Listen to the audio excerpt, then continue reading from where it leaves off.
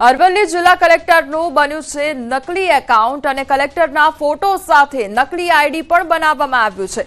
નકલી આઈડીથી મેસેજ કરાતા મામલો સામે આવ્યો છે। કલેક્ટરના પરિચિતોને નકલી આઈડીથી મેસેજ કરવામાં આવ્યા હતા। આઈએએસ પ્રશસ્તિ પારીખે સોશિયલ મીડિયા द्वारा फेक व्हाट्सएप आईडी जानकारी आपी फेक आईडी जाल में फसाई न जवा माटे लोकोने अपील पण करी। फेक आईडी स्क्रीनशॉट शेर करीने लोकोने अपील करी। फेक आईडी में उपयोग में लेवायेल नंबर श्रीलंकानो होवानी जानकारी सामे आवी छे, तो साइबर क्राइम द्वारा फेक आईडी अंगे कार्यवाही पण हाथ धरवामां आवशे। અરવલ્લી જિલ્લા કલેક્ટરનું નકલી એકાઉન્ટ બનાવવામાં આવ્યું છે અને આઈડી બનાવવામાં આવ્યું છે। સંવાદદાતા હાર્દિક અમારી સાથે જોડાઈ ગયા છે। હાર્દિક, હવે તો કલેક્ટરનું નકલી આઈડી બની ગયું છે, શું અપડેટ તેને લઈને? અરવલ્લી જિલ્લા પોલીસ વડા છે એસપી, તેમનું પહેલા આ પ્રકારનું ફેસબુક પર એકાઉન્ટ બન્યું હતું ફેક આઈડી। હવે ત્યારબાદ અરવલ્લી જિલ્લા કલેક્ટર પ્રશસ્તિ પારીખનું પણ વોટ્સએપ ઉપર એક નંબર સાથે તેમના ફોટો સાથે વોટ્સએપ આઈડી બનાવવામાં આવ્યું છે। એટલે કે આ ફેક એકાઉન્ટ બનાવી અને સાયબર ક્રાઇમ કરવામાં આવતું હોય છે અને આ પ્રકારનો આઈડીથી બચવા માટે ખુદ અરવલ્લી જિલ્લા કલેક્ટરે પણ પોતાના વોટ્સએપ સ્ટેટસ ઉપર મૂકી અને સાવચેત કર્યા છે। પરિચિતો પરિવારજનોને સાવચેત કર્યા છે કે કોઈ પણ પ્રકારની નાણાકીય વ્યવહાર કરવો નહીં અને કોઈ પણ પ્રકારનો વ્યવહાર ન કરવા માટે પણ કહેવામાં આવે છે। ખાસ કરીને શ્રીલંકાનો આ નંબર હોવાની પ્રાથમિક માહિતી છે।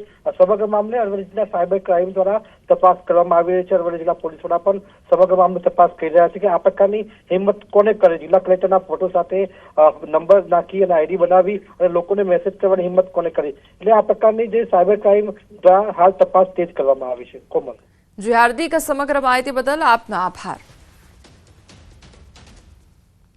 મોરબીમાં બુટલેગરો દ્વારા પોલીસ પર હુમલો કરવાની ઘટના સામે આવી છે। બુટલેગરના ઘરે રેડ પાડવા ગઈ હતી પોલીસ અને માળિયામિયાણાના ખીરઈ ગામની આ ઘટના કે જ્યાં ઘટના સ્થળેથી દેશી દારૂ, ઘાતક હથિયારો મળી આવ્યા હતા।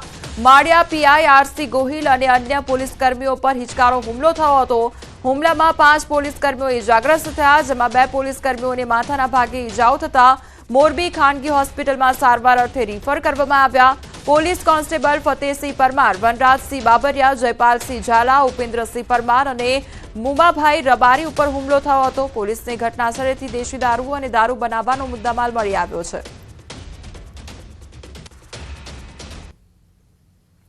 માળિયા તાલુકાના ખીરઈ ગામે જે બુટલેગરોના ત્યાં ઘરે રેડ કરવા ગયેલી પોલીસ ટીમ પર હુમલો કર્યો હતો। 5 પોલીસ કર્મીઓ ઇજાગ્રસ્ત થયા હતા। પોલીસ દ્વારા સઘન તપાસ હાથ ધરવામાં આવી છે। મોડી રાત્રે જે બુટલેગર છે ઇકબાલ મોવર ઉર્ફે ઇકો મોવરના ઘર પર પોલીસ દ્વારા સઘન તપાસ હાથ ધરવામાં આવી છે। મોડી રાત્રિના 2 વાગ્યે પણ પોલીસ ટીમો જુદે જુદે કાફલા સાથે તપાસ કરી રહી છે, તેમના ઘરને સર્ચ કરી રહી છે। ઘરમાંથી જે કહે છે કે તીક્ષ્ણ હથિયારો પણ મળી આવ્યા છે, કઈ પ્રકારના તીક્ષ્ણ હથિયારો મળી આવ્યા છે અને કઈ જોઈ રહ્યા છો આપ કે જે ઇકબાલ મોર ઉર્ફે ઇકો જે છે તે કઈ પ્રકારે પોતાનો જે આખો જે ખેલ છે, જે પોતાની એક કહી શકે કે એક પોતાનું શાક બનાવવાનો એક પ્રયાસ કરી રહ્યો હતો, તેને હાલ જે માળિયા પોલીસ અને જે ડીવાયએસપી એલસીબી સહિતની જે ટીમો છે તેના અહીંયા પહોંચી ચૂકી છે અને તપાસ કરી રહી છે। આપણી સાથે આજે ડીવાયએસપી એચ સારડા જોડાયા છે। સાહેબ, કઈ પ્રકારની કાર્યવાહી હાથ ધરાઈ છે અને કઈ પ્રકારે તેના પર દોષ બોલાવવામાં આવ્યો છે? ઇકો ઉર્ફે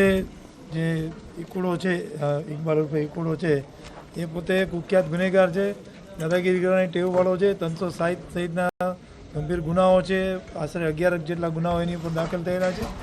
આ જે ગુનેગાર છે પોતે જ્યારે પોલીસ રેડમાં આવે છે દારૂની, ત્યારે હથિયારો સાથે હુમલો કરે છે અને ત્યાંથી નાસી ભાગી જાય છે પોલીસને જ્યારે લાગે છે ત્યારે। તો આ આરોપીઓ જે નાસી ગયા છે એમને શોધવા માટેની પણ અત્યારે કાર્યવાહી ચાલુ છે।